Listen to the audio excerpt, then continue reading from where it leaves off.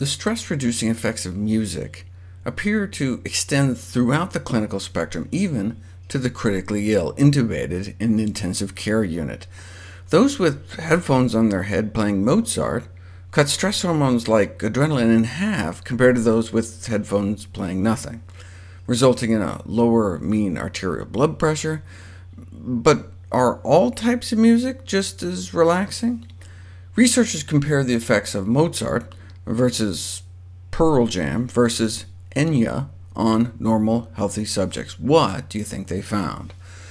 After listening to Mozart for 15 minutes, people reported a significant reduction in tension. With New Age music, they also got a reduction in tension, more relaxation, less hostility, but reports of a significant reduction in mental clarity and vigor.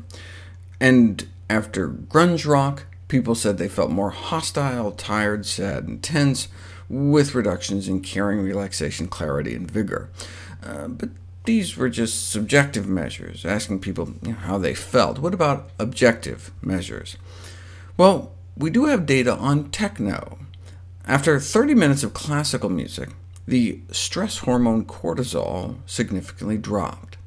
But if instead of listening to Beethoven's Symphony No. 6, Opera 68, they listened to Cybertrip's Techno Shock Techno Magnetico, stress hormone levels went up.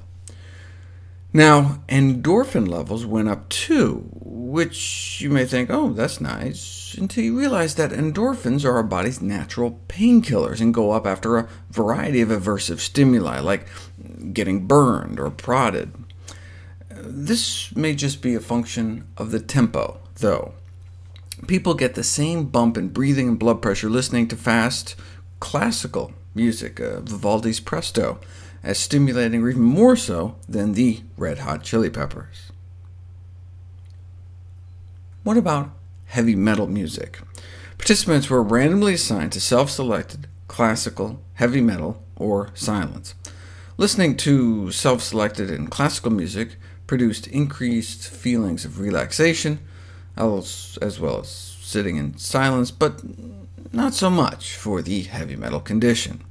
Compared to relaxing and pleasant Renaissance music, exposure to arousing and unpleasant heavy metal caused a heightened amylase response in men. Amylase is an enzyme in our saliva that digests starch, and so when we go into fight-or-flight mode, we can immediately start churning out the enzyme to provide sugars for quick energy. So you get a spike when you go skydiving, or if someone dunks you in near-freezing water, or if you make a guy listen to heavy metal for 10 minutes. With all that extra enzyme, if he's eating bread while banging his head, he could end up digesting it better. Metal is more likely to cause the medical community indigestion, though. Although the American Medical Association's Group on Science and Technology admits there's no evidence that this music has any deleterious effect on the behavior of adolescents, that doesn't stop them from suggesting there's anecdotal evidence that those who identify with such bands as Slayer and Metallica may be at risk for drug abuse or even participation in satanic activities.